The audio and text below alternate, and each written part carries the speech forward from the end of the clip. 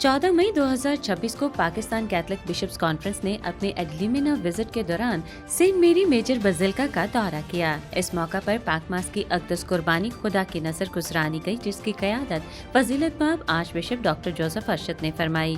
اپنے وعظ کے دوران فضیلت مآب arch bishop doctor Joseph Arshad نے کہا کہ یسوع کے شاگرد ہوتے ہوئے ہم تابعداری کے لیے بلائے گئے ہیں۔ حقیقی خوشی تابعداری سے ہی حاصل ہوتی ہے۔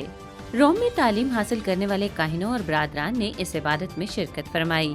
پاک ماس کے بعد بشپ صاحبان نے پاپا اعظم فرانسس کی آخری آرام گاہ کی زیارت کی، جو اسی بزیلکا میں واقع ہے۔ بعد ازاں پاکستان کے تمام بشپ صاحبان نے سینٹ پیٹر کالج روم میں اپنی اپنی ڈائسس کے کاہنوں اور سیمینیرینز کے ساتھ ملاقات کی اور ان کی تعلیم و تربیت میں خصوصی دلچسپی ظاہر کی۔